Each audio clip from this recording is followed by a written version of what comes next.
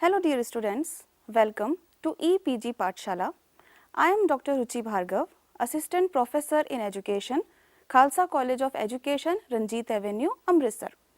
Well students, today we will discuss about the topic History and Structure of Educational Administration during British period. The objectives of the topic are to elucidate the history of educational administration during British period, to classify the period of educational administration in British era, and to study about the structure of educational administration in British period. Now, first of all, we will discuss the concept of educational administration during British era. Educational administration of the modern type may be stated to have its genesis and development during the British period only. Before the entry of foreign missionaries into India, there had been an indigenous system of education prevalent in the country, covering both elementary and higher education. It was purely a private enterprise, uncontrolled and unconstrained by any kind of external agency. Indigenous education specifically focus on teaching indigenous knowledge, models, methods and content within formal and non-formal educational systems. The growing recognition and use of indigenous education methods can be a response to the erosion and loss of indigenous knowledge through the process of colonization, globalization and modernity. The organization of these institutions had the least resemblance of the present type of educational administration. In the beginning of British period, the education and its administration was in the hands of foreigners for a long time. Later, the demand for the Indianization of educational administration has been intensified. Mostly, the policy of alien government was of non-interference and withdrawal from the active participation in educational expansion programs. Hence, private enterprises, both Indian and foreign, had received encouragement by way of grant in aid. Consequently, the machinery of educational administration that had its growth and development during the period has been vested with the controlling and supervisory function mainly. We can classify the development of educational administration during British era in underneath phases. Now, first of all, we will discuss about the early phase of educational administration during British rule, which began in 1757 and lasted till 1812. As in early periods of British rule, they had the tradition to follow laissez-faire policy on non-interference policy. All the schools were administered internally, there being no external control. The parents have to pay for the education of their children. The quality of education offered depended directly on the amount that the parents themselves paid for the education. Received no attention from the East India Company as it neither assumed any direct responsibility for educating the children, nor they considered education as a part of its administrative structure. The main purpose of East India Company was to flourish their trade. Education was never been their priority. For nearly 2 centuries of its existence, the East India Company showed very little interest in the spread of education in India. Prior to 1772, there were only 3 institutions maintained by the East India Company, and these were concerned with imparting education to the Eurasian children of the company's officers.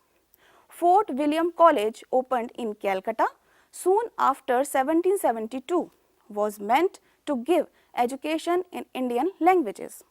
The Calcutta Madrasa and Sanskrit College first opened in Banaras and later also in Calcutta were designed to provide competent Indian assistants in judicial services. Sanskrit College was set up in 1791 in Banaras and set up by Jonathan Duncan, and the purpose was for the study of Hindu law and philosophy. Calcutta Madrasa, which was set up in 1781 in Calcutta by Warren Hastings for the study of Muslim laws and related subjects. At the government level, there was a little chance of developing any kind of educational administration set up during the early period of British rule. Now, we will focus on the second phase of British rule regarding educational administration, which began in 1813 and lasted till 1853. This period is termed as a period of provincial line of action because different provinces, Bombay, Madras, Bengal, Punjab and Northwestern Province were left free to adopt their educational policies. The development of educational administration in India began in 1775 with the efforts of East India Company. It was the modest proposal of Wilberforce to send schoolmasters in India but was rejected in the British Parliament in 1793. Now, we will discuss the very important step towards educational administration, which was in the form of Charter Act 1813. It was only the Charter of 1813 that East India Company recognized the responsibility for the education of the Indian people.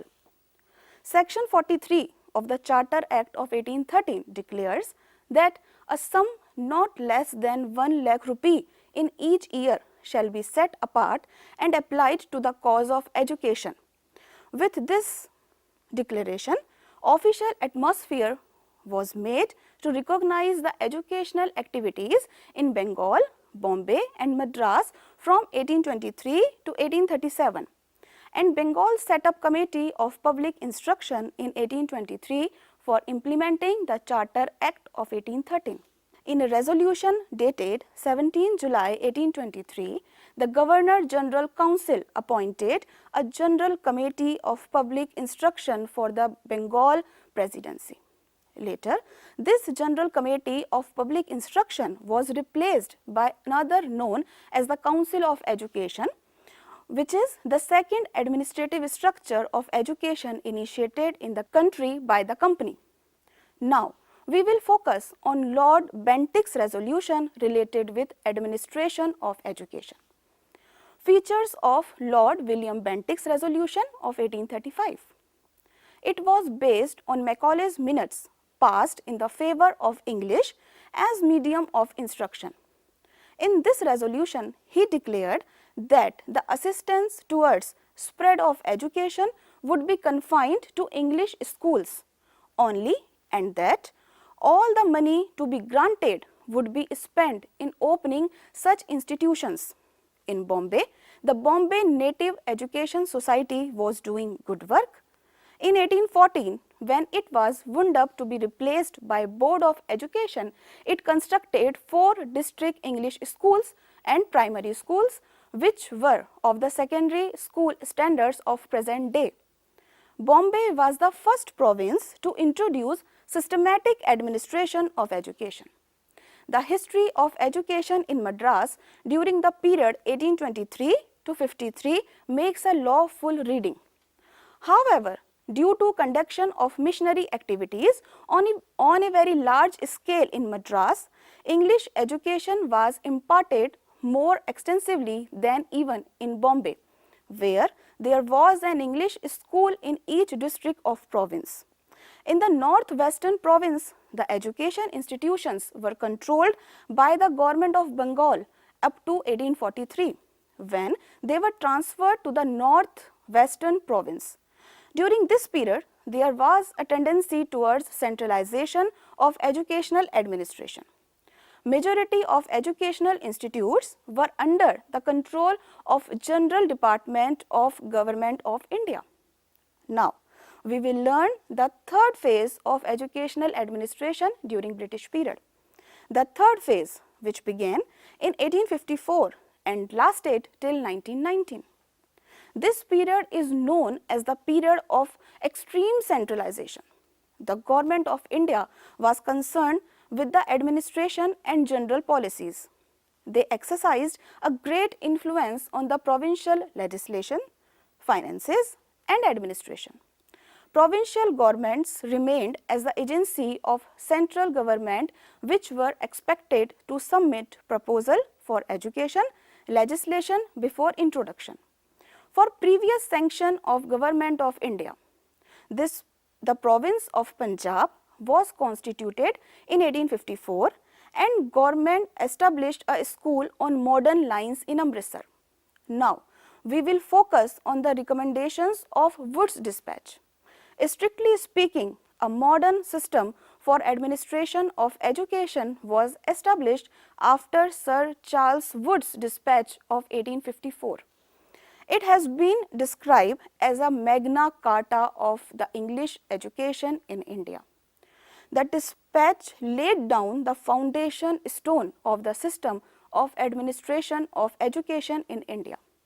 The type of administration for education which he introduced is similar of what we are having today.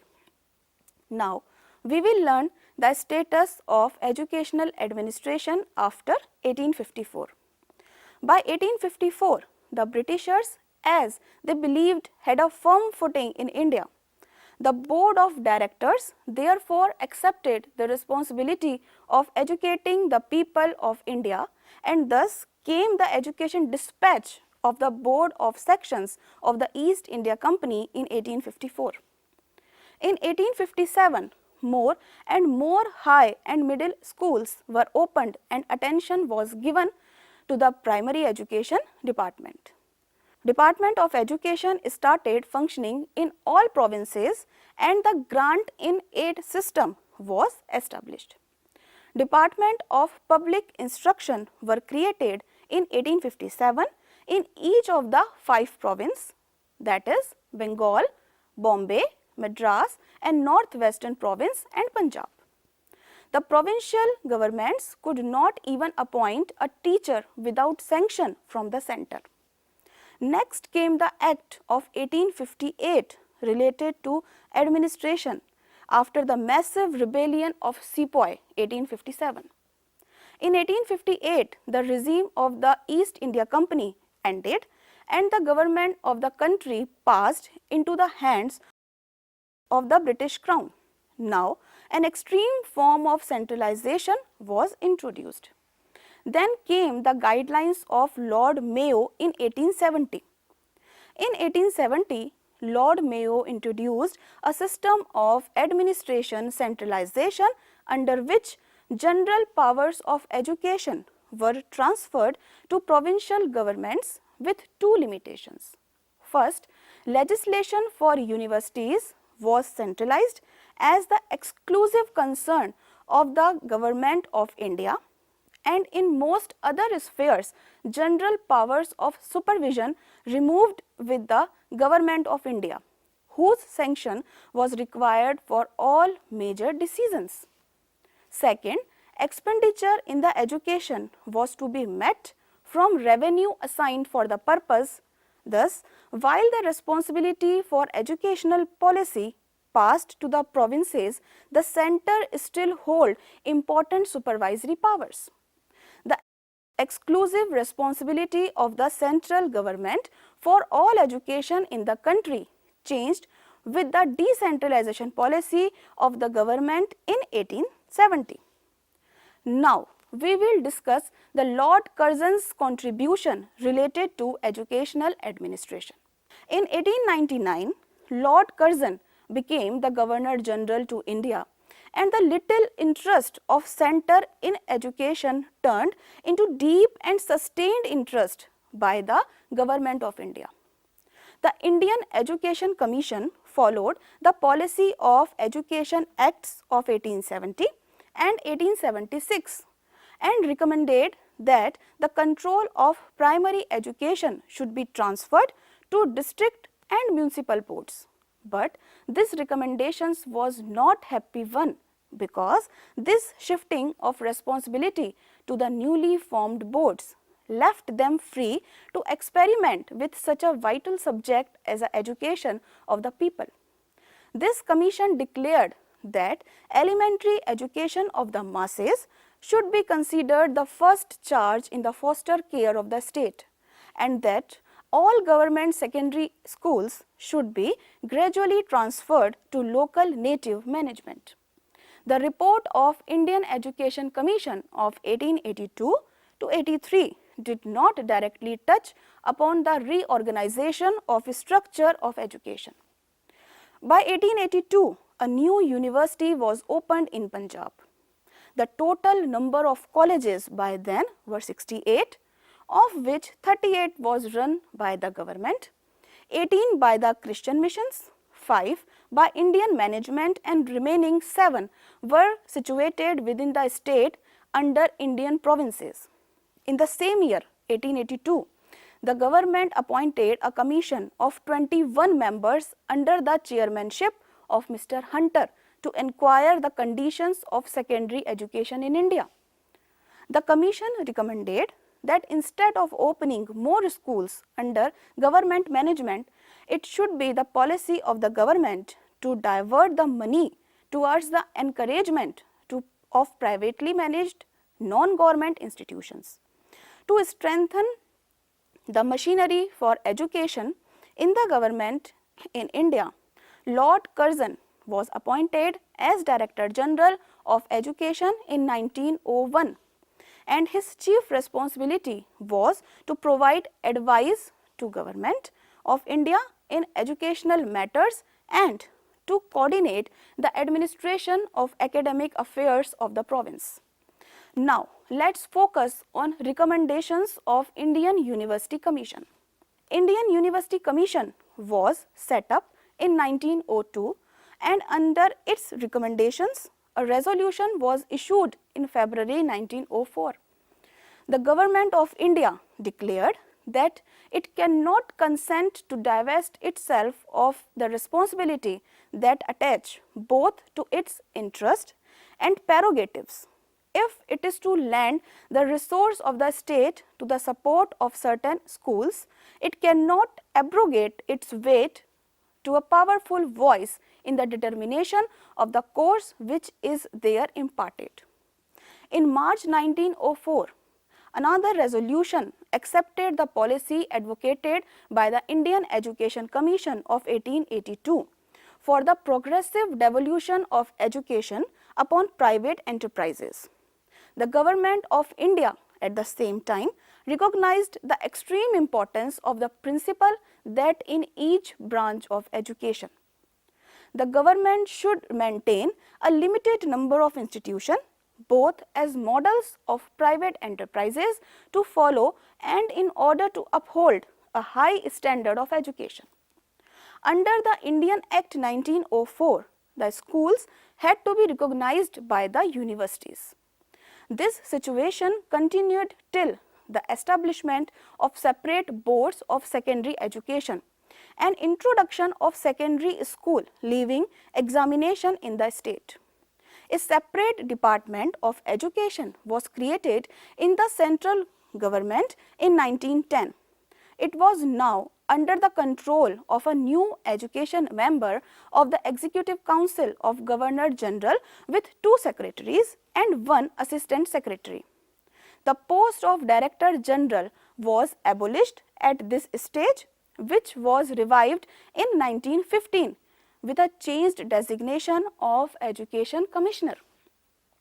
In 1910, Lord Minto and Lord Murley took steps to improve the organization of Government of India, and as a result, education, which was earlier the responsibility of Home Department in the government, was transferred to new Department of Education.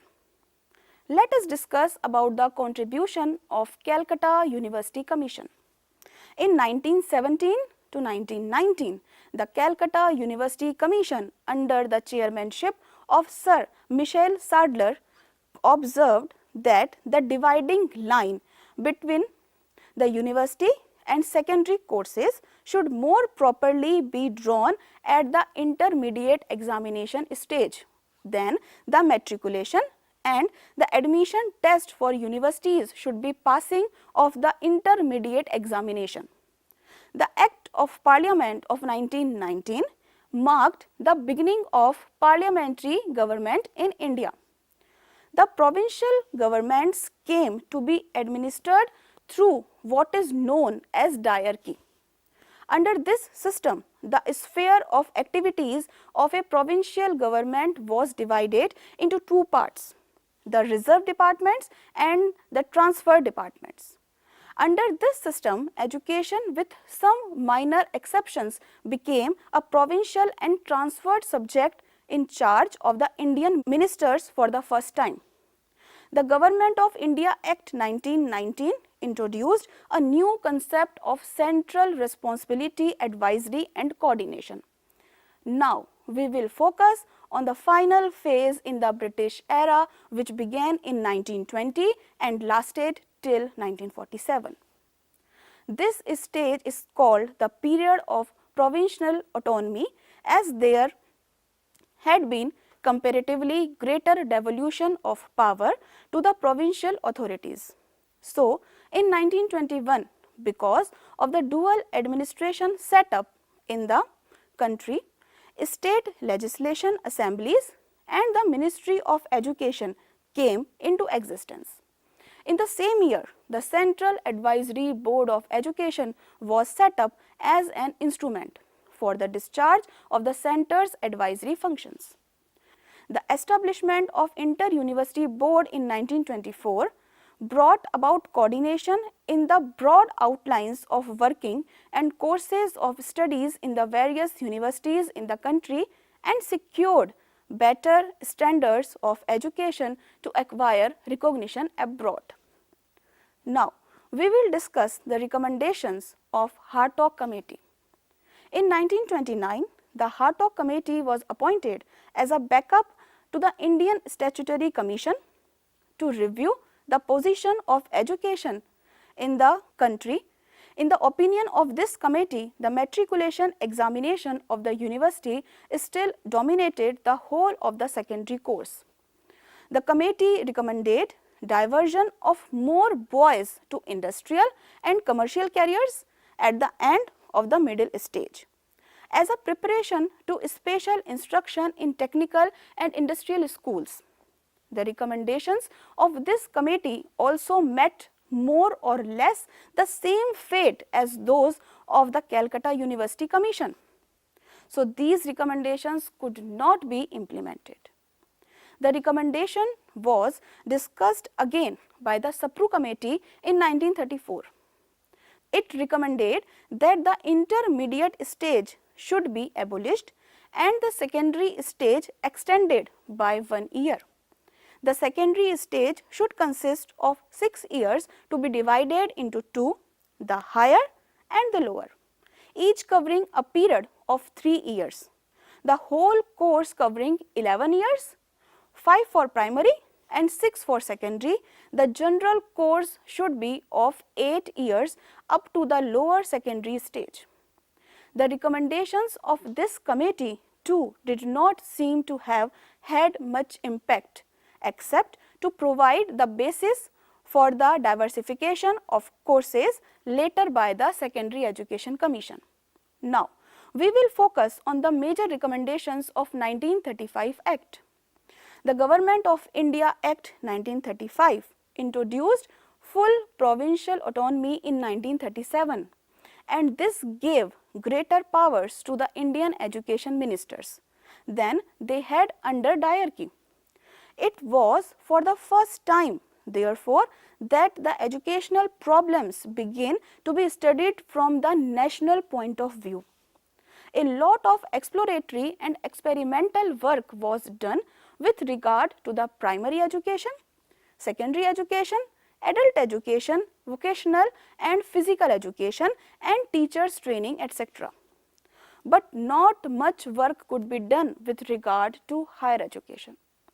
The transfer of control of education from the central government to the provincial governments not only deprived them of the central government's guidance and help, but it isolated them from one another.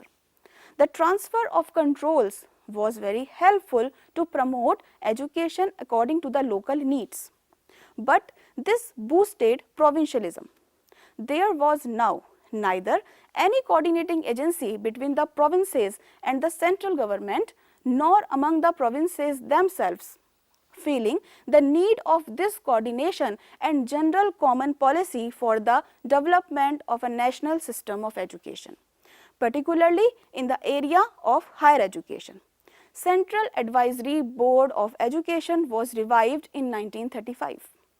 In 1936 to 37, two expert advisors, Abbott and Wood, were invited to advise the government on certain problems of educational reorganization, particularly on problems of vocational education. One important result of their recommendations has been that a new type technical institution called the Polytechnic has come into existence. In some provinces, technical, commercial and agricultural high schools conducting not literary course were also started. The Zakir Hussain Committee of 1937 was appointed to formulate a scheme of basic education. It suggested that the duration of the course of basic education should be of 7 years and education made free for boys and girls from the age of 7 to 14. In conjunction with the Wood-Abbott report, the Central Advisory Board of Education discussed the Zakir Hussain Committee report. On two occasions, the board appointed committees under the chairmanship of B.C. Kher to consider the report. In 1939, the second committee gave very careful consideration to the relationship of high schools to basic education and recommended that pupils at the age of 11 plus should, on completion of the 5th class in the junior basic primary schools, should be diverted either to senior basic middle or to high schools according to their abilities and aptitudes. Lastly, we will discuss the recommendations of Sargent report. The John Sargent report of 1944, called Post-War Educational Development, recommended that the intermediate course should be abolished. Ultimately, the whole of this course should be covered in the high school. But as an intermediate step, the first year of the course should be transferred to the high school and the second to the universities. Unfortunately, the plan was not given a trial, with the result that the regeneration of educational system of India has been considerably delayed.